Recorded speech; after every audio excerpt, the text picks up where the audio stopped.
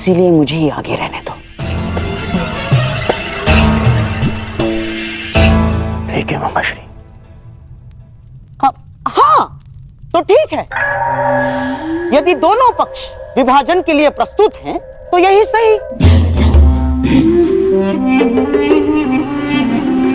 परंतु दाता और याचक, इन दोनों के मध्य एक नियम होता है, जो दे रहा है वो ही चयन करे।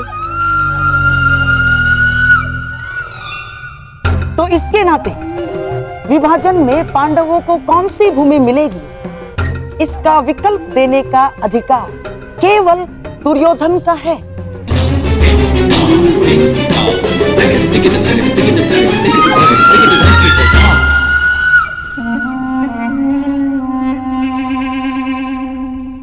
तो कहिए गांधार राज, क्या सुझाव है आपके पास? यदि पांडव विभाजन चाहते हैं तो हम उन्हें पांडव प्रस्थ देते हैं।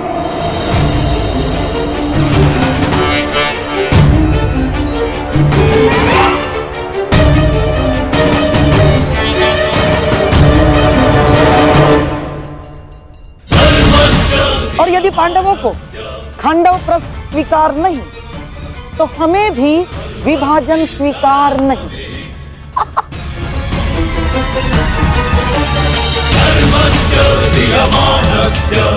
हाँ तो पांडव यहीं रहे अपने भाइयों के साथ प्रसन्नता से।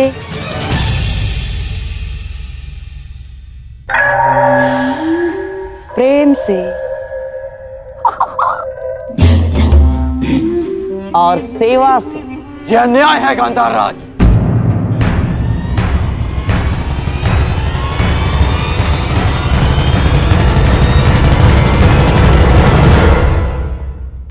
मित्र, तुम देख लो कैसी अनुचित बात कर रही है।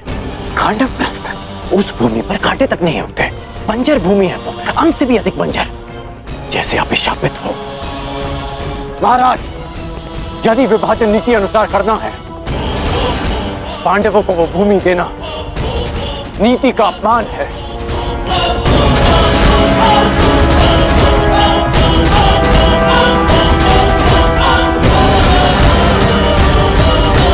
तुम दुर्योधन के मित्र हो या शत्रु, सदैव उसका अहित बोलते हो। मैं वही करता हूं जो मेरे मित्र के हित में हो, और मैं नहीं चाहता कि आपके एक और कुचक्र में फंसकर मेरा मित्र स्वयं को सदा के लिए इतिहास में अन्यायी सिद्ध कर दे। हमें खांडव प्रस्थ नहीं चाहिए, भले ही युद्ध हो जाए। युद्ध से कौन भयभीत है वीरकोधर? दान में मिले बछड़े के दांत नहीं गिने जाते। क्षत्रिय दान नहीं लेता, युद्ध करके अपना अधिकार प्राप्त करता है। अर्जुन, तुम्हारे बाणों का उत्तर भी है मेरे पास। यदि कुछ चाहिए तो केवल खांडव प्रस्थ ही मिलेगा, अन्यथा कुछ नहीं मिलेगा।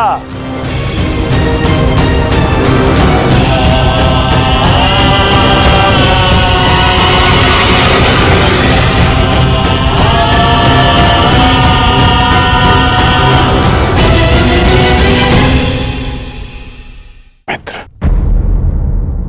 इस अन्याय का भाग मत बनो। अन्याय? अपना अधिकार पाने में कोई अन्याय नहीं है मित्र। राजा, राजा मेरे पिता हैं, इसीलिए हस्तिनापुर पर केवल मेरा और मेरा अधिकार है। इस राज्यसभा में अब या तो उन्हें वो मिलेगा जो मैं चाहता हूं, अन्यथा वो जिसकी तुम्हें आकांक्षा है,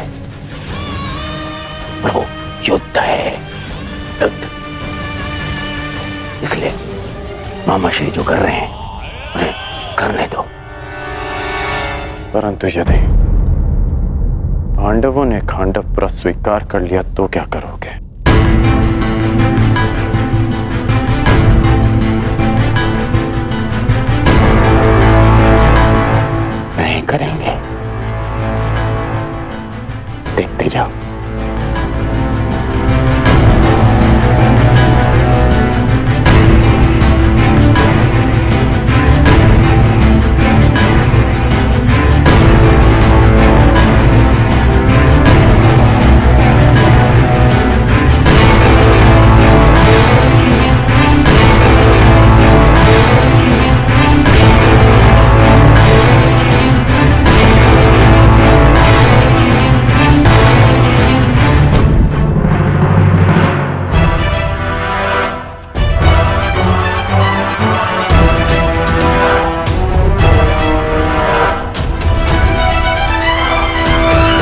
यदि खांडव देकर मेरे अनुज दुर्योधन को संतोष मिलता है तो हमें खांडव स्वीकार है।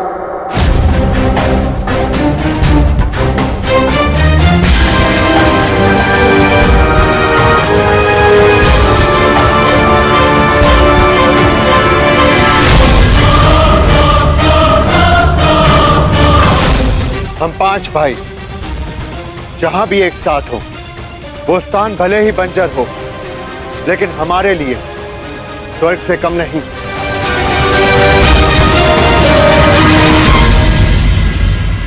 यदि प्रिय युधिष्ठिर को ये स्वीकार है तो हस्तिनापुर नया राज्य बनाने में तुम्हारी सहायता करें। मेरी ओर से तुम्हें 1 सहस्त्र और 8 हाथी, 100 रथ और नया राज्य स्थापित करने के लिए पर्याप्त धन भेंट में दिया जाएगा।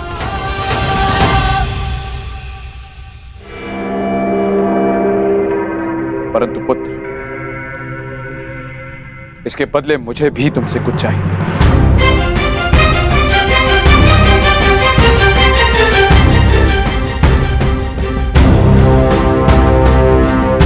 मैंने कौरवों और तुम में कभी भी पक्षपात नहीं किया। सदैव तुम्हें अपने पुत्र से बढ़कर माना है।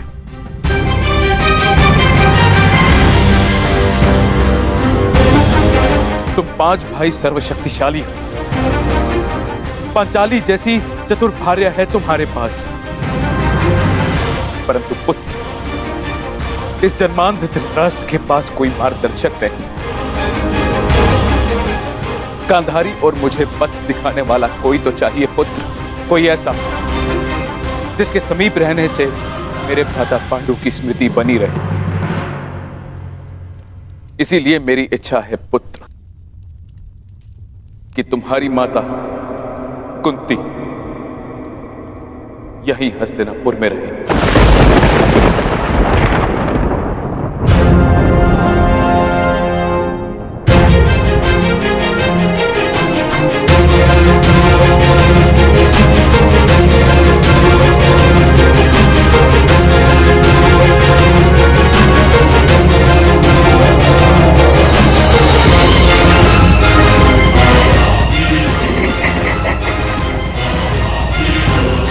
बहुत अच्छे महाराज, बहुत अच्छे। एक बार ही सही, परंतु आपने अपने मस्तिष्क का प्रयोग तो किया। नहीं, यह हमें स्वीकार नहीं।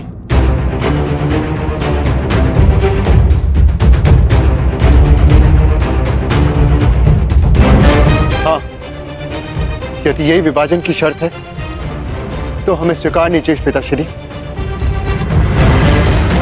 महाराज, आप ऐसी शर्त क्यों रख रहे हैं? क्यों एक माता को अपने पुत्रों से दूर कर रहे हैं आप? मैं कुंती को पांडवों से दूर नहीं कर रहा हूं अंगराज। मैं पांडवों को सदा अपने समीप रखने की कोशिश कर रहा हूं।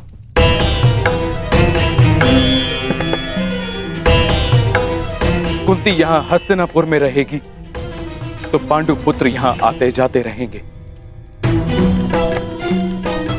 उनका संबंध कभी हस्तिनापुर से समाप्त नहीं होगा।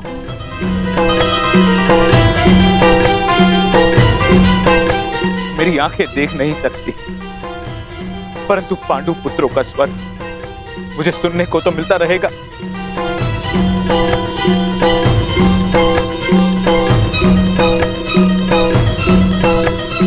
अद्भुत अद्भुत चतुरता दिखाई है महाराज धृतराष्ट्र ने। बुआ कुंती को अपने पास रखने का कारण पांडवों से प्रेम नहीं, परंतु कौरवों की ढाल बनाए रखना है, ताकि पांडव भूल कर भी हस्तिनापुर पर आक्रमण ना करें और वे सदैव उनके नियंत्रण में रहें। आपको क्या लगता है ताचरी, क्या मैंने कुछ अनुचित कहा?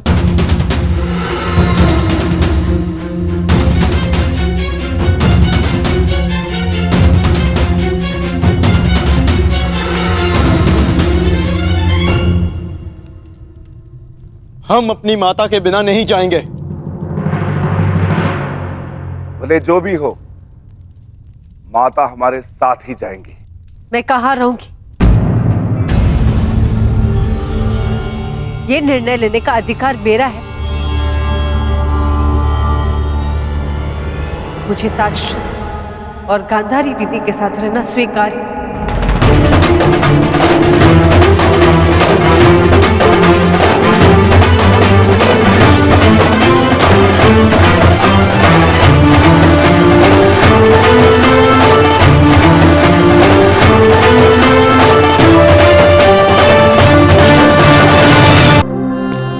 परंतु माता, यह असंभव है। हम आपके बिना नहीं जा सकते। ये मेरी आज्ञा है भीम।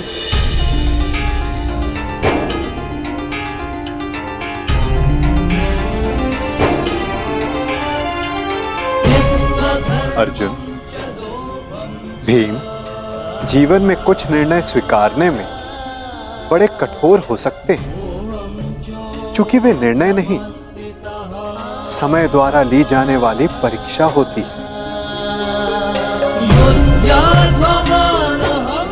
यदि बुआ कुंती दोनों परिवारों को एक रखने,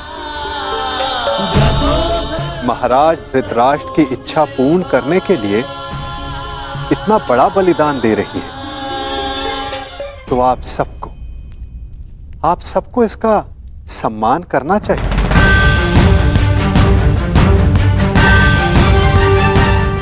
यदि आपका यही आदेश है तो हमें स्वीकार है।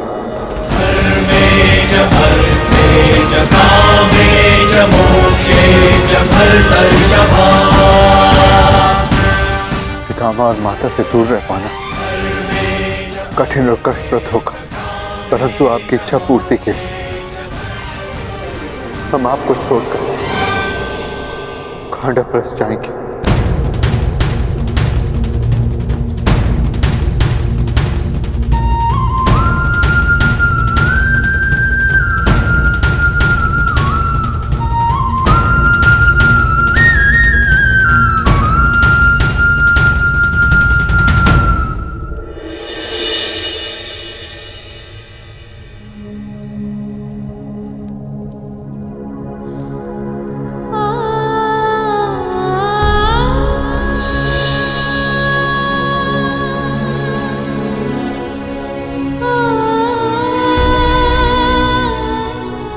तुम्हारी परीक्षा की घड़ी है पुत्रों।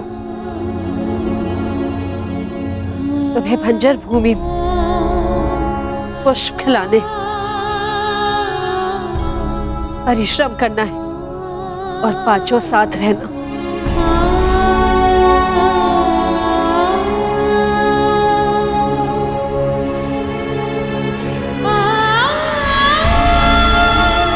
पुत्री पांचाली,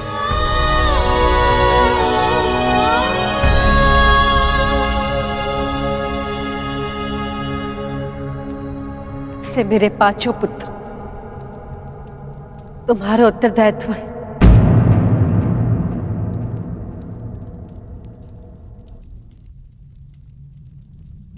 युधिष्ठिर तो सज्जन है, परंतु अर्जुन कभी अपने मन की बात स्पष्ट नहीं करता, इसलिए उसका मन समझने का प्रयास करना। और भीम तो नटखट है, उद्दंड है और इसके भोजन का विशेष ध्यान रखना।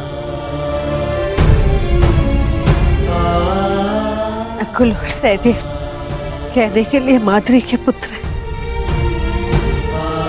लेकिन मैंने उन्हें भीम और अर्जुन से कभी कम प्रेम नहीं किया।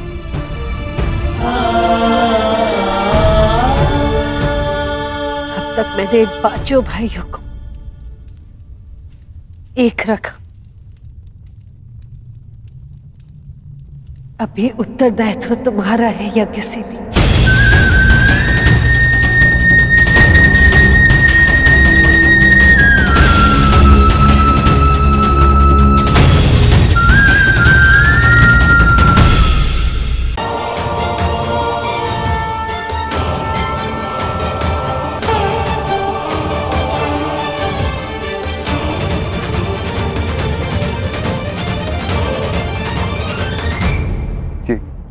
क्या है पितामह? ये सब हस्तिनापुर के नागरिक हैं पुत्रों।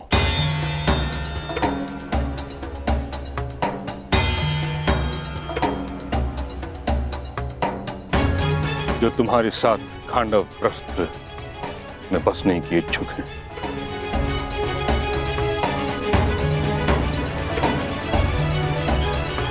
जाओ पुत्रों, जाकर एक नया प्रारंभ करो, एक युग का, एक व्यवस्था का, एक राज्य का। और ये सिद्ध कर दो कि तुम्हें वह भूमि इसलिए नहीं मिली क्योंकि तुम्हारे पिता कभी राजा थे, बल्कि इसलिए क्योंकि तुम सभी इसके योग्य हो।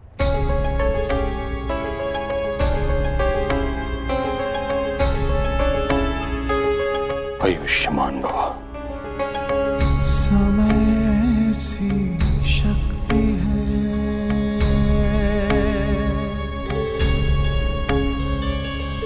सभी समय से हारे,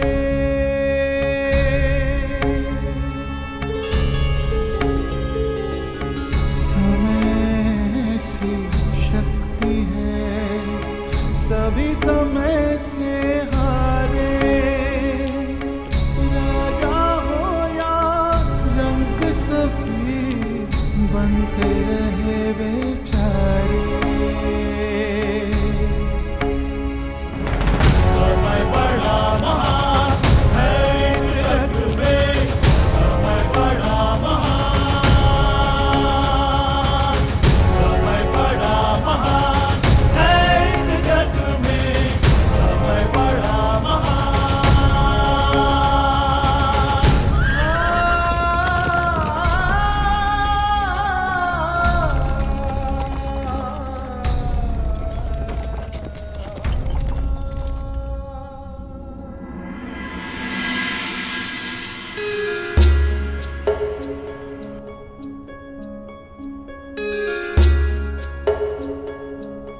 क्या अब भी अपने चैन से संतुष्ट होकर?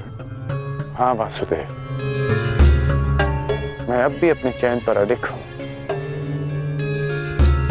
क्योंकि इस समय मेरे मित्र को मेरी सबसे अधिक आवश्यकता है।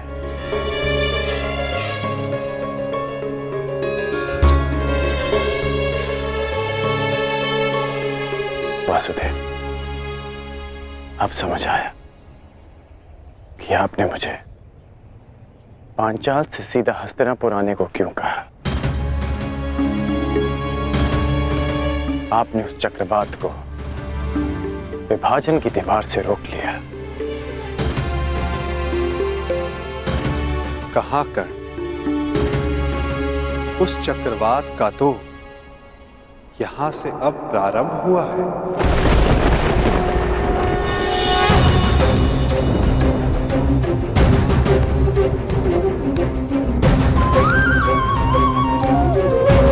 अर्थात ये सब आपकी योजना है।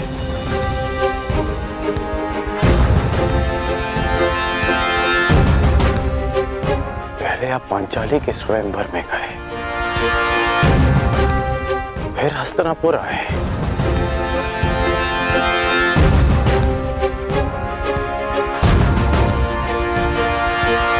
आपकी वास्तविक योजना क्या है? क्या छिपा है इस मधुर मुस्कान के पीछे? क्या चाहते हैं आप वासुदेव? मैं तो केवल तुम्हें अपने पक्ष में चाहता हूं कर्ण। मैं तो आप ही के पक्ष में हूं वासुदेव, परंतु मेरा दुर्भाग्य है कि आप पांडवों के पक्ष में हैं। आपने उनका चयन किया। एक बहुत ही बुद्धिमान ज्ञानी पुरुष ने मुझसे कहा था कि मनुष्य अपने प्रत्येक चयन का परिणाम स्वयं भुगतता है। और इसी कारण वो तथाकथित ज्ञानी पुरुष तुम्हारा अत्यधिक सम्मान करता है अंगराज। चूंकि युद्ध हो या परिणाम का पालन, तुम अन्य सबसे भिन्न होकर और उनसे एक पग आगे भी। हो सकता है, परंतु आप सबसे सैकड़ों पग आगे हैं केशव। आपसे कोई स्पर्धा नहीं कर सकता। हाँ, चूंकि मैं किसी स्पर्धा में सम्मिलित ही नहीं हूं कर्ण।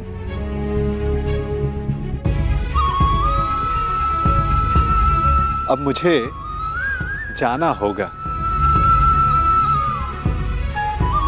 परंतु न जाने क्यों मुझे यह आभास हो रहा है कि हमारी भेंट शीघ्र होने वाली है।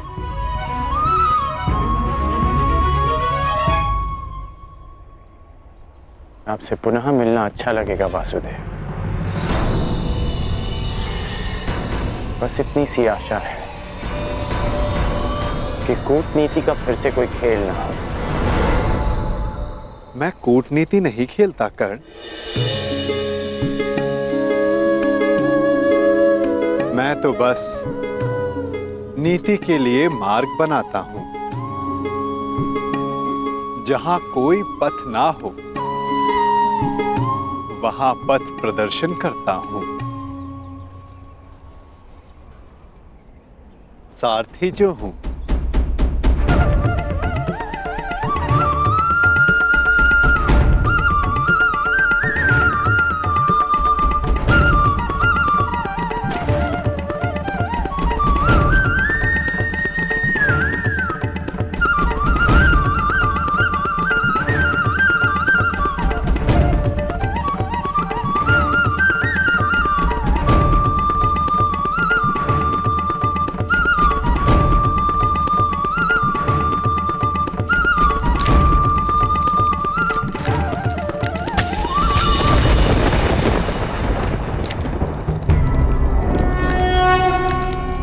यदा यदा हि धर्मस्य ग्लानिर्भवति भारत। और मार्ग में जो बाधाएं आती उन्हें दूर भी करता हूं। अधर्मस्य तदात्मानं सृजाम्यहम्।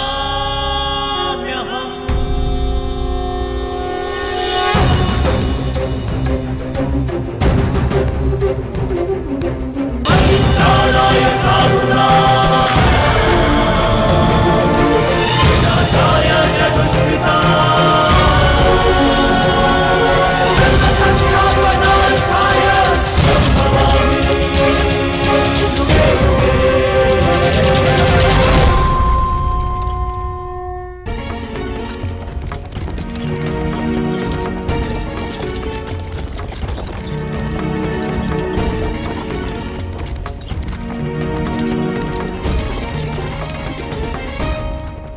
आर्य युधिष्ठिर इतने चिंतित क्यों हैं? पांचाली, माता की संध्या आरती का समय है और भ्राता युधिष्ठिर माता के लिए प्रतिदिन पुष्प लाया करते थे। बस यही चिंता है अब कि माता के लिए पुष्प उनका कौन सा पुत्र लेकर आएगा।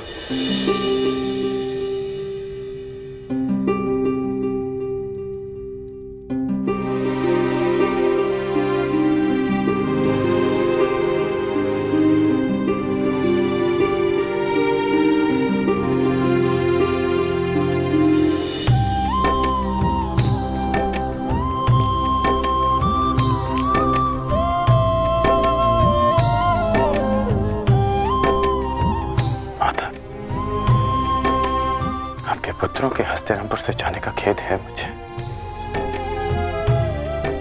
मैं एक माता की आंचल की रिक्तता नहीं भर सकता, परंतु उसके संध्या आरती की एक छोटी सी आवश्यकता अवश्य पूर्ण कर सकता।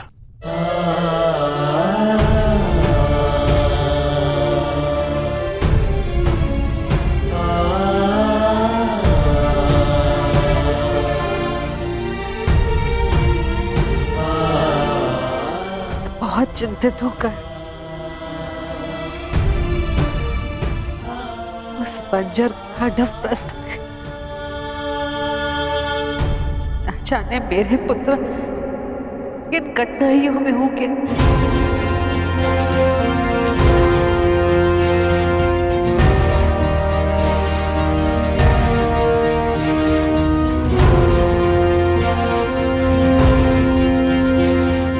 परंतु इस बात की मुझे कोई चिंता नहीं, क्योंकि मैं जानता हूं कि सहायता उनसे अधिक दूर नहीं।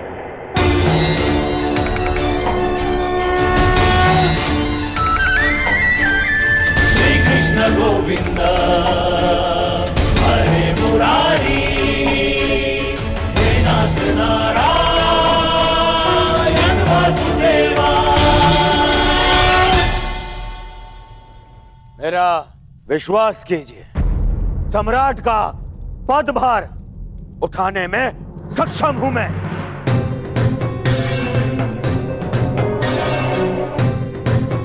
यदि ताचरी अपनी अनुमति और आशीर्वाद दे तो मुझे कोई आपत्ति नहीं पुत्र।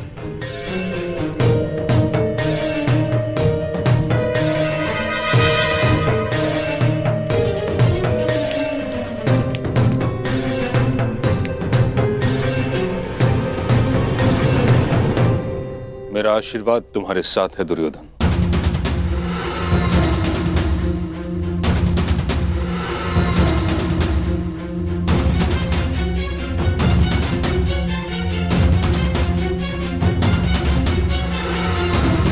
किंतु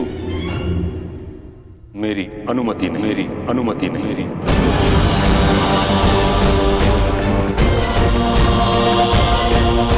हस्तिनापुर का संरक्षक होने के नाते सिंहासन के उत्तराधिकारी पर मेरा पूर्ण विश्वास अनिवार्य है, और तुमने अब तक ऐसा कुछ किया नहीं है दुर्योधन, जिस कारण तुम इस पद के योग्य माने जाओ। तो आज्ञा दीजिए मामहीन, मैं अपने मित्र दुर्योधन के लिए दिग्विजय करना चाहता हूं। कदाचित तुमने ठीक से सुना नहीं, कारण मैंने क्या कहा। मैंने कहा दुर्योधन को स्वयं अपनी योग्यता सिद्ध करनी होगी।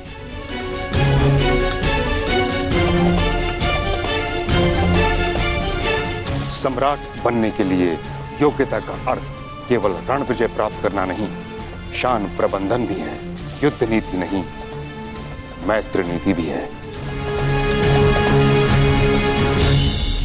सम्राट बनने की शीघ्रता तुम्हें केवल दिग्भ्रमित करेगी दुर्योधन। ज्वालंत मनोकामनाओं की अग्नि का धूम्र तुम्हें मार्ग से भटका देगा। परंतु मैंने ऐसा कौन सा अनुचित मार्ग चुना है पितामह? हस्तिनापुर की मर्यादा के कारण जिस विषय पर मैं मौन हूं, उसे तुम निर्लज्जता के साथ छिपा रहे हो दुर्योधन। मत भूलो, इस समय तुम गंगा पुत्र भीष्म के समक्ष खड़े हो। यदि आज हस्तिनापुर का विभाजन हुआ तो उसका कारण केवल तुम्हारी वह मूर्खता थी जो तुमने अपने मामा की संकेत पर की।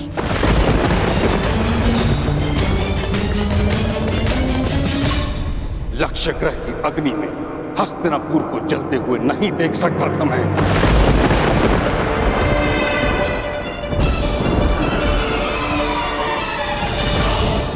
इस कारण विभाजन स्वीकार किया मैंने,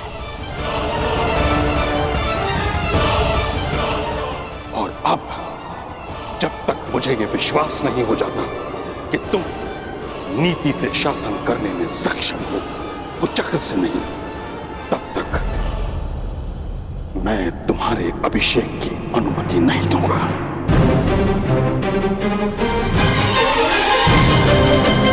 विश्वास नहीं हो जाता कि तुम नीति से शासन करने में सक्षम हो, कुचक्र से नहीं, तब तक मैं तुम्हारे अभिषेक की अनुमति नहीं दूंगा।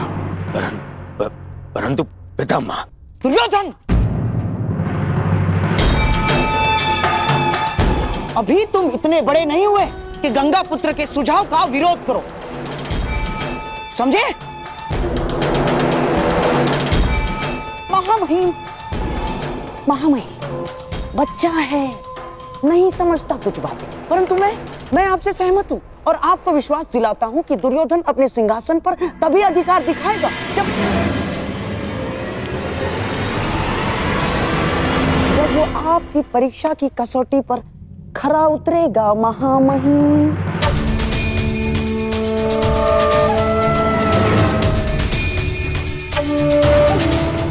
तुम मूर्खता मत करो। महामहिम की आंखों में लाक्षागृह की धधकती ज्वाला का प्रतिबिंब है। हमें कुछ और करना होगा मेरे होने वाले सम्राट। अब सम्राट युधिष्ठिर अपना राज्य संभालेंगे। आपका विनोद कभी कभी समझ में नहीं आता है। अभी तो मैं सही अर्थों में राजा भी नहीं बना और आपने मुझे सम्राट कहकर संबोधित कर दिया। सम्राट बनने में कौन सा भेद है धर्मराज? बस एक राजसूया यज्ञ करने की देरी भर है। शीघ्र ही आपके महल में सहस्त्रों राजा पधारेंगे। उपहास न उड़ाए वासुदेव। कैसा राजसूय यज्ञ, कैसा महल? इस समय तो यहाँ पर सर छुपाने के लिए वृक्ष की छाया भी नहीं है। जब राजा बन गए हो तो महल भी इतना शीघ्र बन जाएगा कि आभास तक नहीं होगा।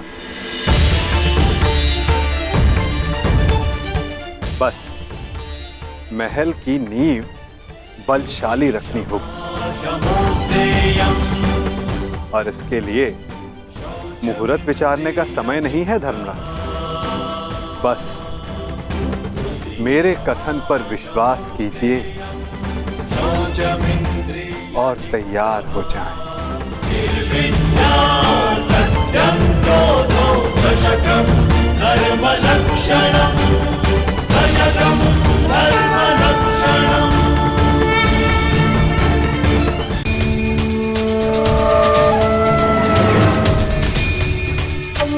ठीक कहा आपने अंगराज। मगध का अर्थ है जरासंध, आपका भूतपूर्व मित्र और वर्तमान शत्रु। हाँ, और आपको कदाचित ज्ञात नहीं होगा, उसने आर्यव्रत के 100 राजाओं को बंदी बना लिया है और अब वो उनकी बलि की तैयारी में है। 100 राजाओं की बलि? हाँ, 100 राजाओं की बलि। क्योंकि प्रभुत्व स्थापित करने का सबसे बड़ा अस्त्र है भय, और उसी भय का लाभ उठाते हुए जरासंध अपने आप को सर्वशक्तिशाली सिद्ध करना चाहता है। और इसीलिए हमारा सबसे पहला लक्ष्य होगा जरासंध पर विजय। परंतु हाँ, प्रश्न ये भी उठता है कि कौन महायोद्धा जरासंध को दुर्योधन के पक्ष में लाने में सक्षम है? दुर्योधन हर संभव प्रयास करेगा कि जरासंध उसके पक्ष में आ सके, और यह निश्चित है कि जरासंध किसी भी परिस्थिति में तुम्हारा समर्थन नहीं करेगा युधिष्ठिर। तो अब केवल एक मार्ग शेष है, जरासंध का अंत।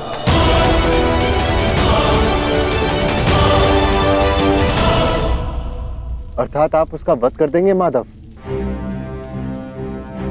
युधिष्ठिर, यदि जरासंध का वध मेरे हाथों होना होता तो मुझे 18 बार उससे युद्ध करने की आवश्यकता नहीं पड़ती।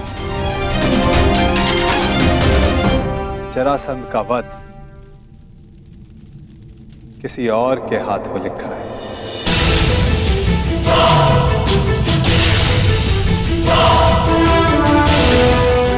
भ्राता भीम, क्या आप इस बाधा को समाप्त कर सकते हैं।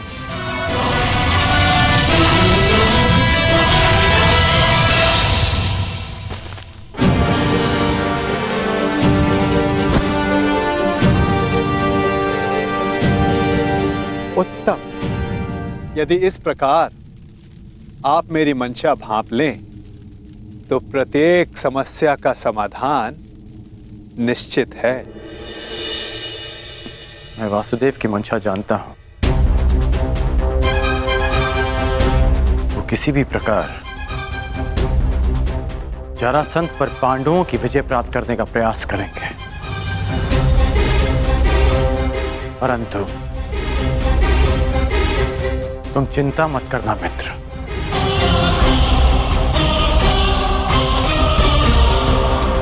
मैं पांडवों से पहले जरासंध का समर्थन प्राप्त कर लूंगा और इस भांति आर्यवत के 100 राजा भी तुम्हारे पक्ष में आ जाएंगे।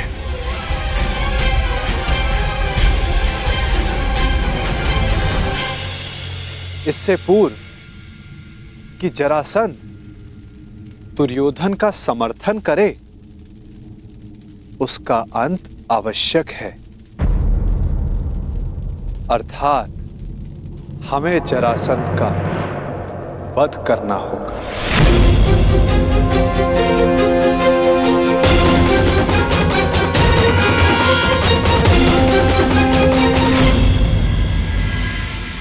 महाराज जरासंध की, महाराज जरासंध की, महाराज जरासंध की, महाराज जरासंध की।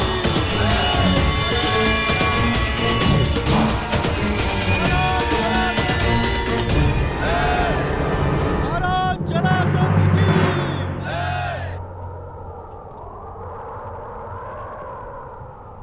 शतराज बलि प्रारंभ हो।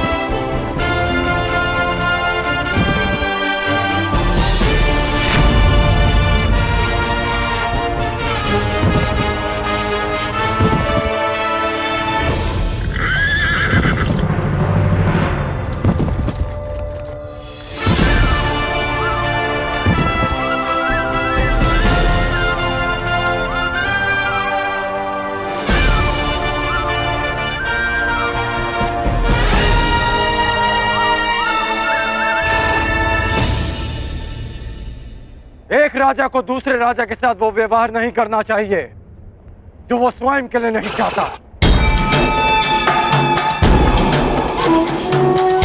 मुझे जब भी तुम्हारी सहायता की आवश्यकता पड़ी, तुम एक बार मेरी सहायता करने अवश्य आओ।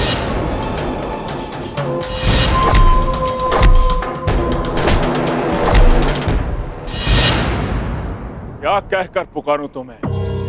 अंगराज कर्ण या छलिया कर्ण?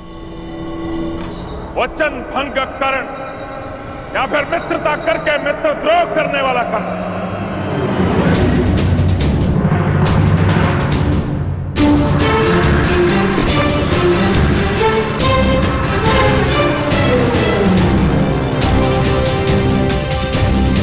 न्याय का योद्धा परशुराम शिष्य राधे कर्ण पुकार सकते हो। जिसे यह बलि रोकनी पड़ी क्योंकि यह आवश्यक था।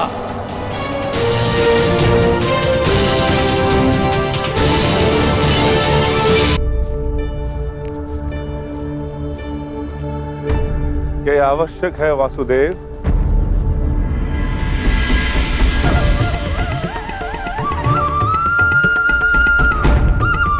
हाँ, हम वहां जरासंध के अंत के लिए जा रहे हैं।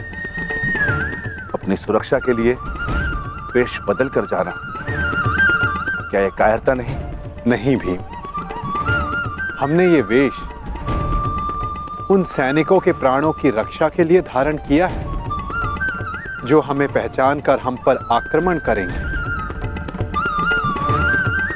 और अकारण ही बाहुबली भीम के हाथों मारे जाएंगे।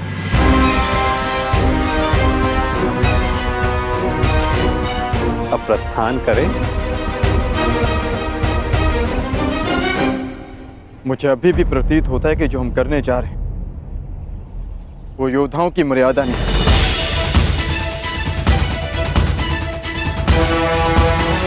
आप आज्ञा दीजिए, मैं अपने ही वेश में एक ही क्षण में मगध के द्वार ध्वंस कर दूंगा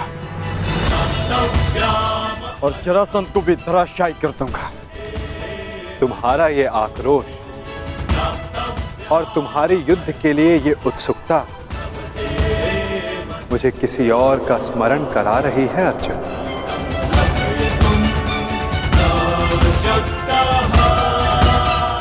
इसका माधव है एक तुम जैसा, परंतु तुमसे पूर्णता भिन्न।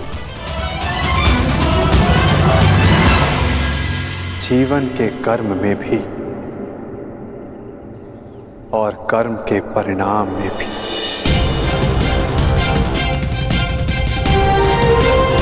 जरासंध,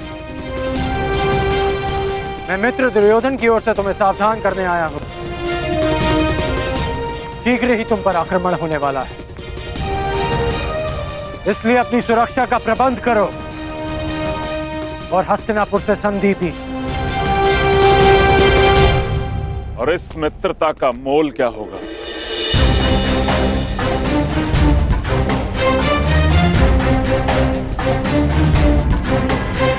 बस इन 100 राजाओं को मुक्त करना होगा।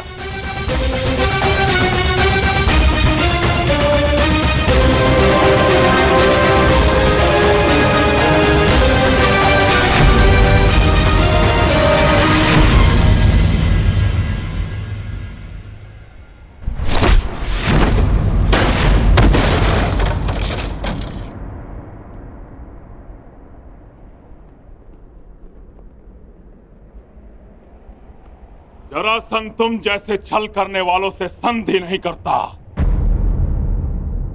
उनका अंग विच्छेद करता है।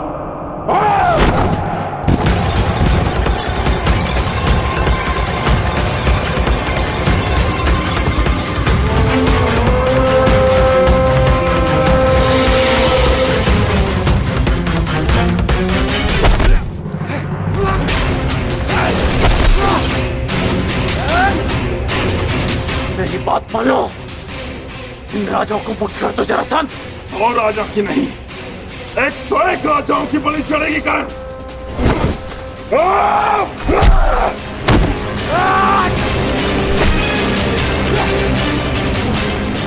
अपने क्रोध पर नियंत्रण रखो जरासंध।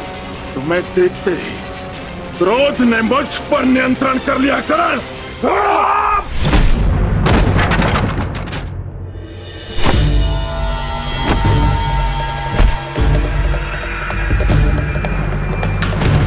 रुक जाओ जरासंध, मैं तुम्हें सावधान कर रहा हूं। रुक तो तुम गए थे कर, सहायता तो तुम मेरी करने आए थे, किंतु हाथ मिला बैठे उस छलिया कृष्ण से।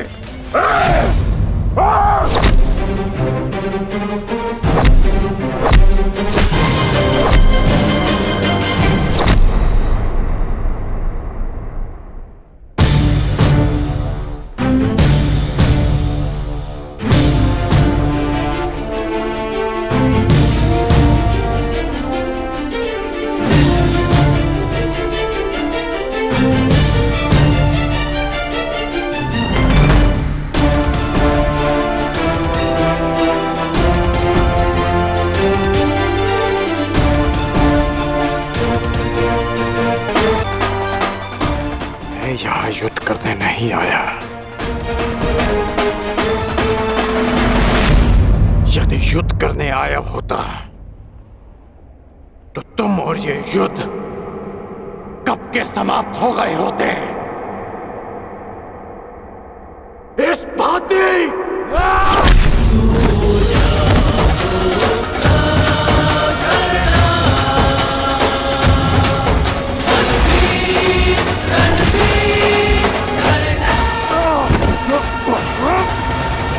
मैंने ना वचन भंग किया और ना छल किया।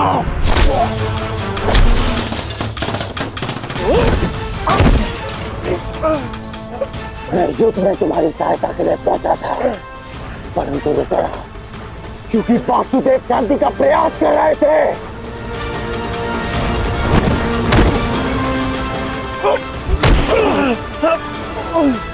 तुमने एक निर्दोष की हत्या की, इसलिए मैंने युद्ध में सम्मिलित न होने का निर्णय लिया। मैंने मित्रता भंग नहीं की।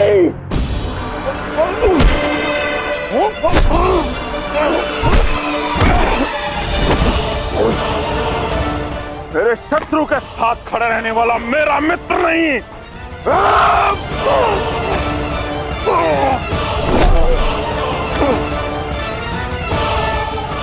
तो तुम अपनी ही भाषा में सुनो। यदि शत्रु का शत्रु मित्र होता है तो हस्तिनापुर से संधि करो और इन राजाओं को मुक्त करो।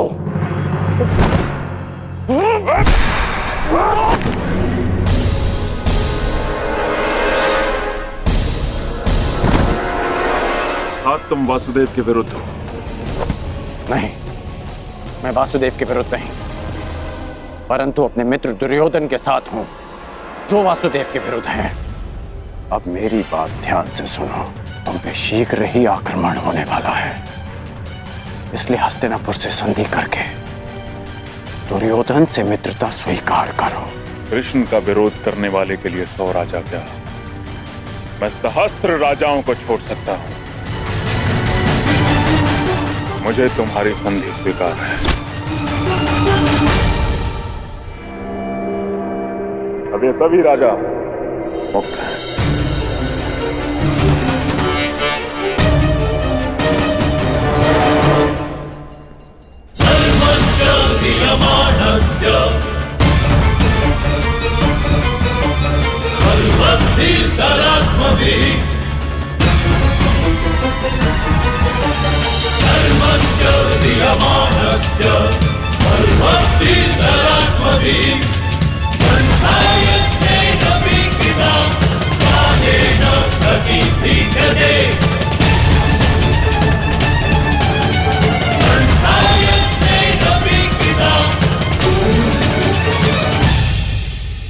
हम लोग नगर द्वार पे क्यों खड़े, भीतर क्यों नहीं जा रहे वासुदेव?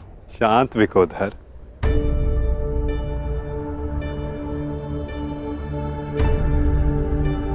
अंदर जाने से पूर्व तनिक मगध नरेश के लिए कुछ भेंट तो ले ले। आओ, उनके लिए चलकर पुष्प ले ले। चलो।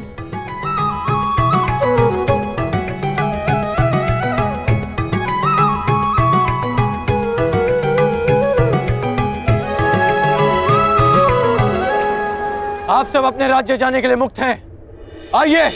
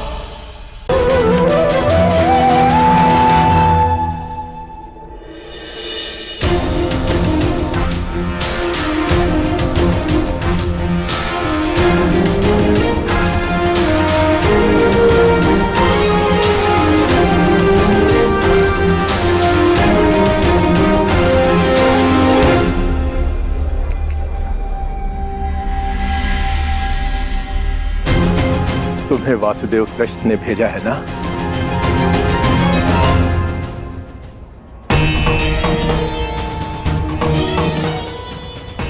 नहीं भद्र।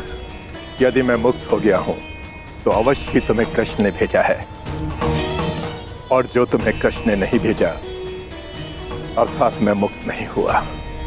अपना परिचय दीजिए भद्र। मैं विश्वकर्मा हूं, देवताओं का प्रधान वास्तुकार। जरासंध ने मुझे भी यहां बंदी बनाकर रखा था। कल रात्रि श्री कृष्ण ने मुझे सपने में दर्शन दिए। उन्होंने कहा कि वो मुझे स्वयं मुक्त कराने आएंगे, किंतु आश्चर्य वो नहीं आए।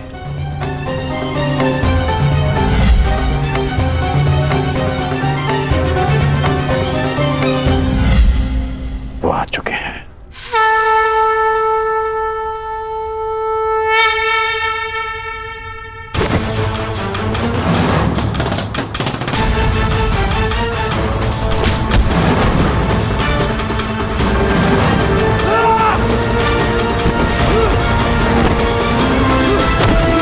सबके सब मल थक गए।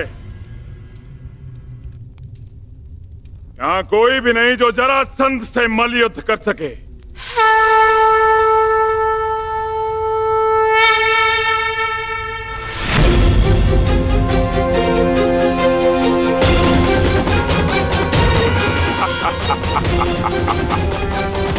लो, अब ये ब्राह्मण मुझसे मल युद्ध करने आए हैं।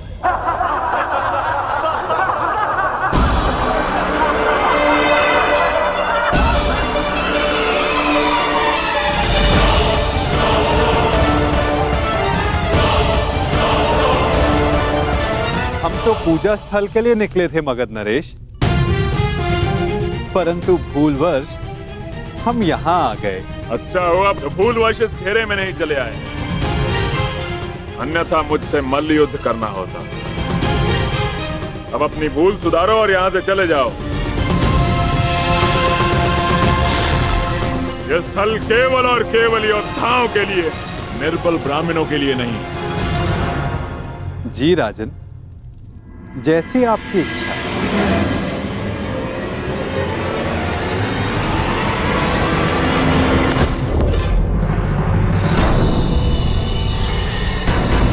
ये युद्धकांक्षी है।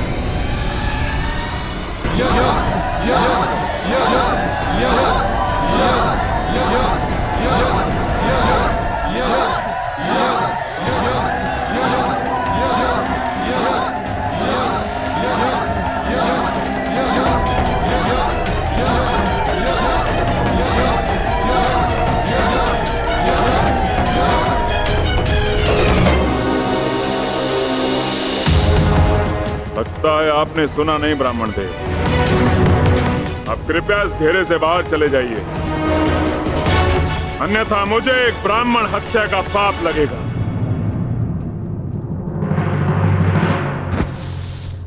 कुछ क्षण पहले आपने सभी को चुनौती दी थी मगध नरेश, तो समझो वो चुनौती मैंने स्वीकार कर ली।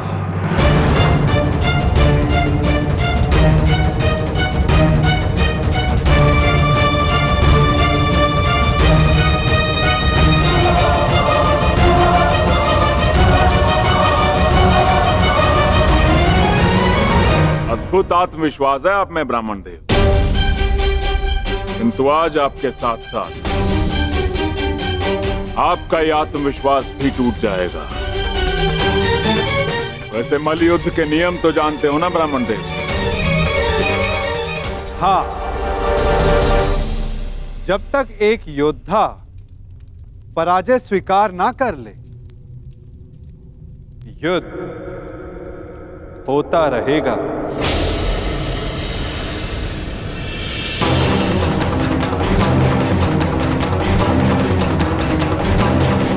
स्वीकार है मगध नरेश? स्वीकार है।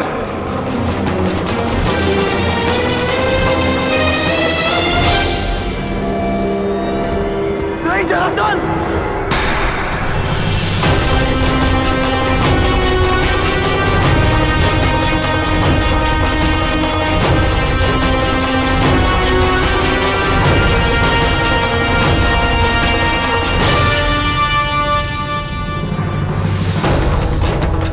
ये चुनौती स्वीकार मत करना।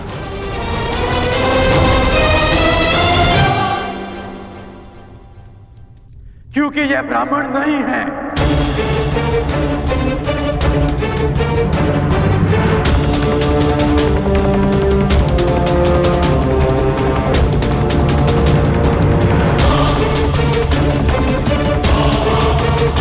तो फिर कौन है ये? एक योद्धा को युद्ध से पूर्व अपने प्रतिद्वंदी का सत्य परिचय मिले, यही युद्ध नियम है। जिसने तुम्हें चुनौती दी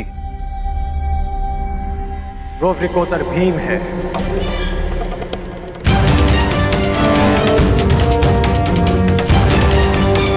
ये धनुधारी अर्जुन है।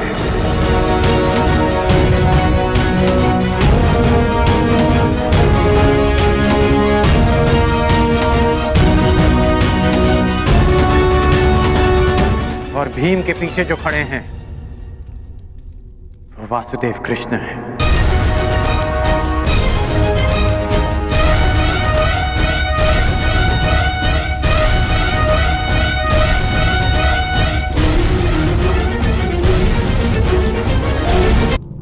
अब सत्य जानने के पश्चात तुम ये चुनौती अस्वीकार कर सकते हो। सत्य कहा अंगराज ने मगध नरेश। अब निर्णय आपका है। परिचय जानकर यदि भयभीत हो तो भीम द्वारा दी गई चुनौती अस्वीकार कर सकते हो।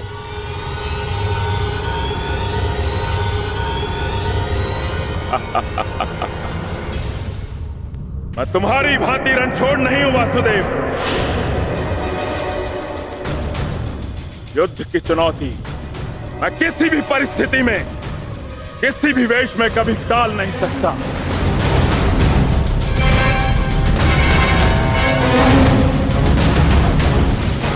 मैं इस चुनौती का अंत करूंगा और सबसे पहले मैं इस वृकोदर का उदर उखाड़ूंगा और उसके पश्चात मैं तुम्हारा नाश करूंगा। बस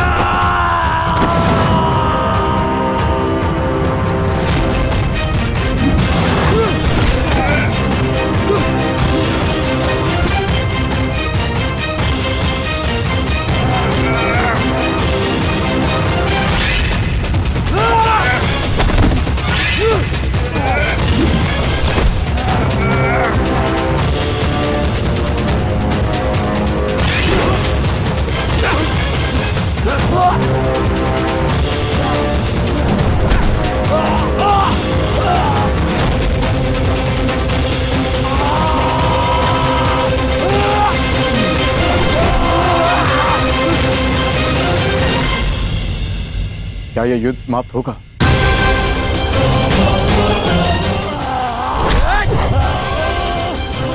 जिसका प्रारंभ हुआ है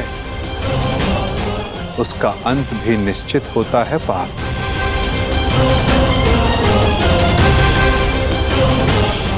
तुम्हारी प्रतीक्षा शीघ्र पूर्ण होगी।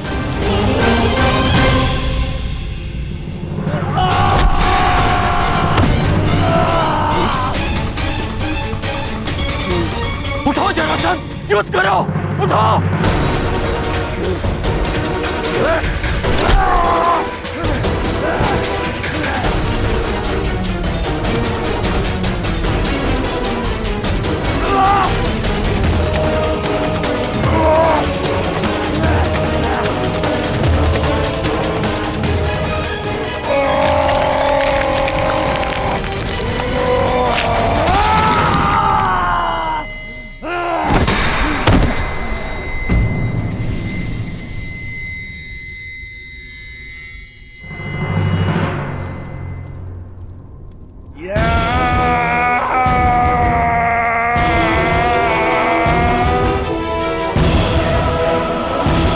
जरासंध का अंत हुआ।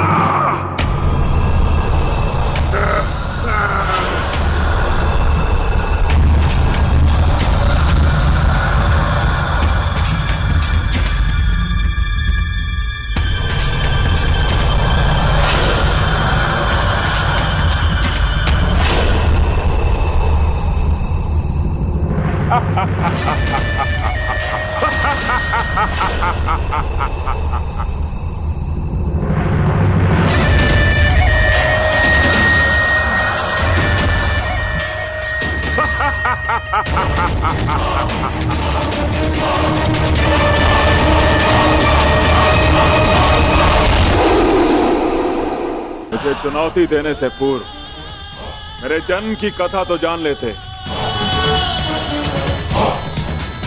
माता के गर्भ से 2 पिंडों में जन्मा मैं, मृत, और मेरे शरीर को वन में फेंक दिया गया।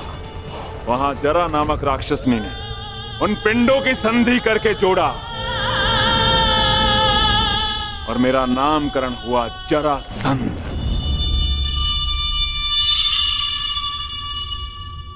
ये संधि नहीं टूट सकती भीम।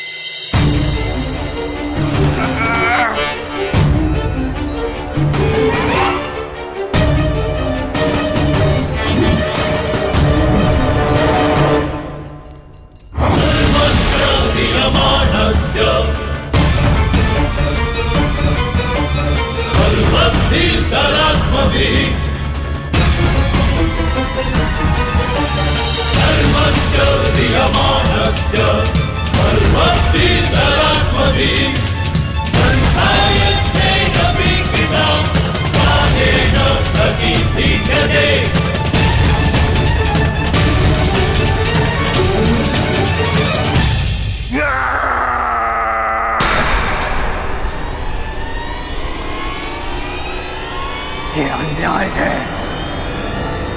ये छल है।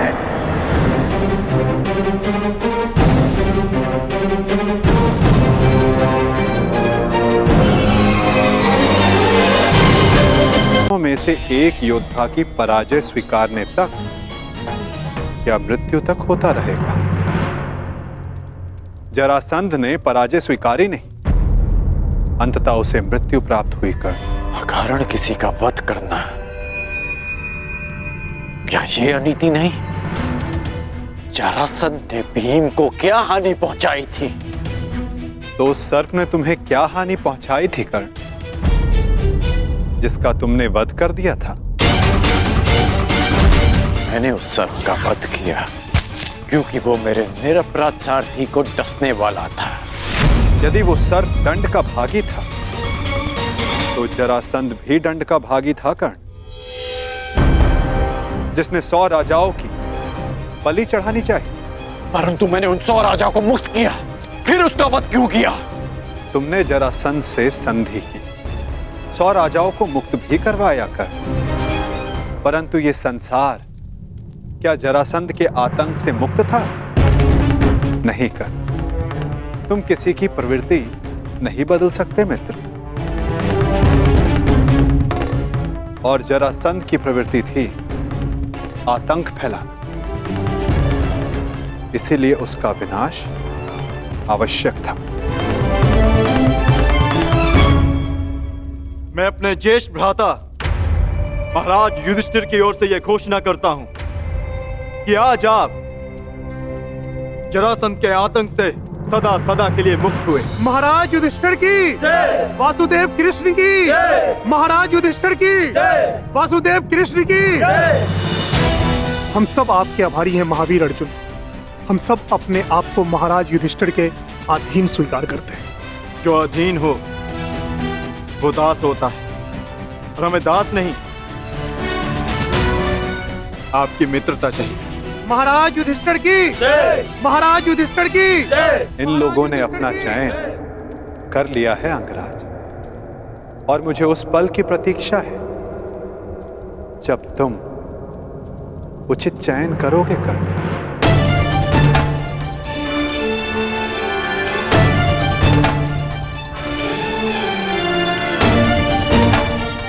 आप ही ने कहा था कि जीवन में कुछ उचित अनुचित नहीं होता।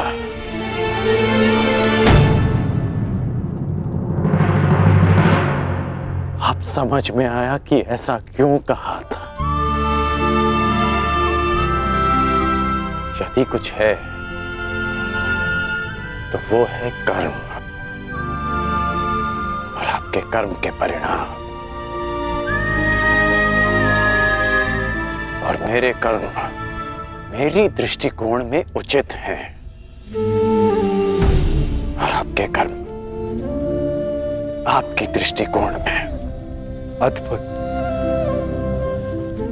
तुम मुझे कभी चकित करने में असफल नहीं होते मित्र। प्रत्येक बार तुमसे मिलकर तुम्हारे लिए मेरा सम्मान और अधिक बढ़ जाता है। वासुदेव, मैं आपको सावधान करता हूं कि जिनकी सहायता और उत्थान के लिए आप ये प्रयास कर रहे हैं कि जिनके पक्ष में आप मुझे ले जाना चाहते हैं, एक दिन वही आपका सम्मान भंग करेंगे, आपको लज्जित करेंगे।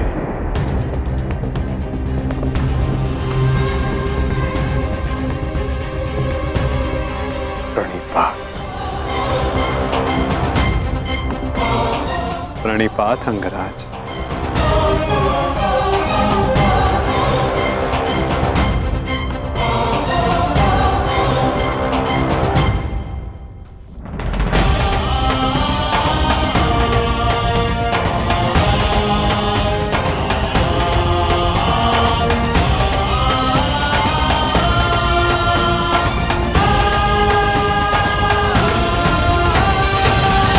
वासुदेव, स्वप्न में आपने मुझसे कहा था कि आप हमें मुक्त कराने आ रहे हैं। वो स्वप्न ही था या सत्य? मनुष्य के स्वप्न ही उसके भविष्य का, उसके अस्तित्व का परिचय होते हैं भद्र विश्वकर्मा।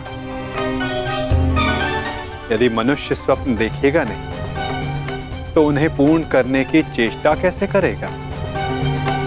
स्वप्न हमें चेष्टा की प्रेरणा देते हैं। अवश्य आपका स्वप्न एक सत्य था भद्र। जरासंध के अत्याचारों से हमें मुक्त कराकर आपने हमारे प्राणों की रक्षा की है। आपके उपकार को मैं कैसे चुकाऊंगा? एक भूमि को श्राप मुक्त करके।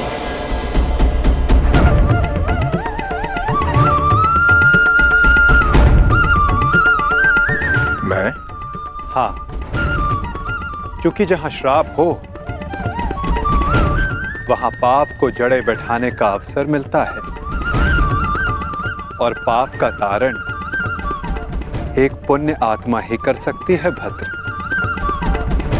यदि आप ये उपकार चुकाना चाहते हैं तो आपको युधिष्ठिर के राज खांडवप्रस्थ के श्राप को हरना होगा, और यदि नहीं तो भी यह आपकी इच्छा पर निर्भर करता है। निर्णय आपका है भद्र।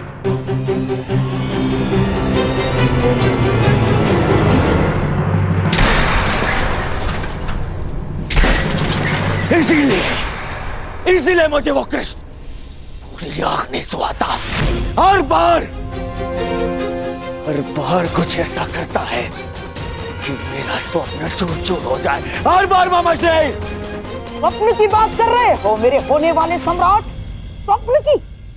मुझे तो पूरा भविष्य दिखाई दे रहा है। जरासंध का भय समाप्त होते ही अब पांडवों की शक्ति बढ़नी प्रारंभ हो जाएगी और आप अंगराज कर्ण हमेशा कहते हो अवसर नहीं मिलता, अवसर नहीं मिलता, और अब अवसर मिल गया तो क्या कर लिया तुमने?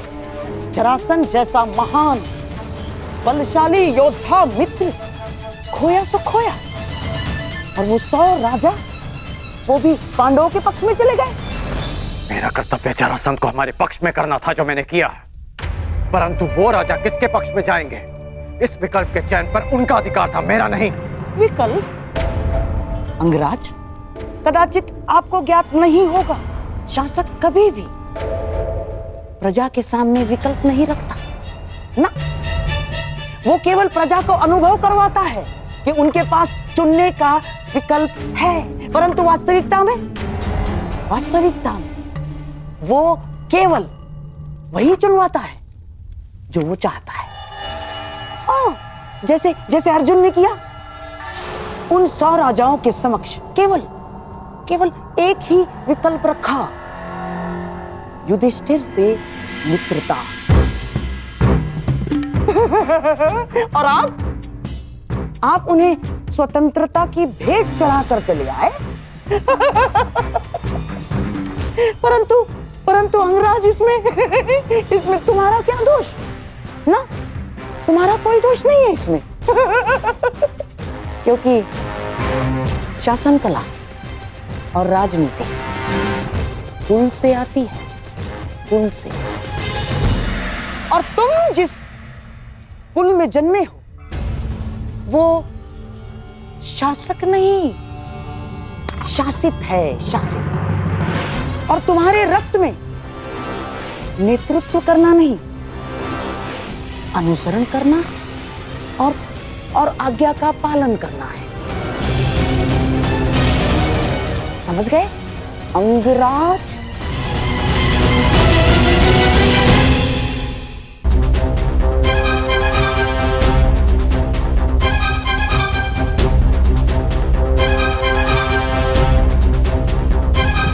मुझे प्रसन्नता है कि मेरा जन्म उस कुल में हुआ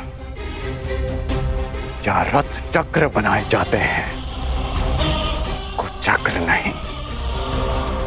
जहां आज्ञा का पालन किया जाता है, षड्यंत्र नहीं। मित्र दुर्योधन ने जो मुझसे कहा, मैंने उसका अनुसरण किया। षड्यंत्र नहीं। बस मामाश्री,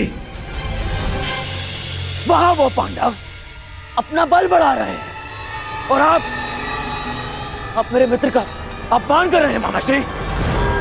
धन्य हो मेरे होने वाले सम्राट। यहां तुम्हारा मित्र तुम्हारा भविष्य पांडवों की झोली में डालकर चला आया और तुम मान और अपमान को लेकर बैठ गए। परंतु अब मैं दर्शक बनकर नहीं बैठूंगा ना। अब इस खेल की कमान मैं संभालूंगा। उस वासुदेव कृष्ण के इस छल का उत्तर मैं भी छल से ही दूंगा। वासुदेव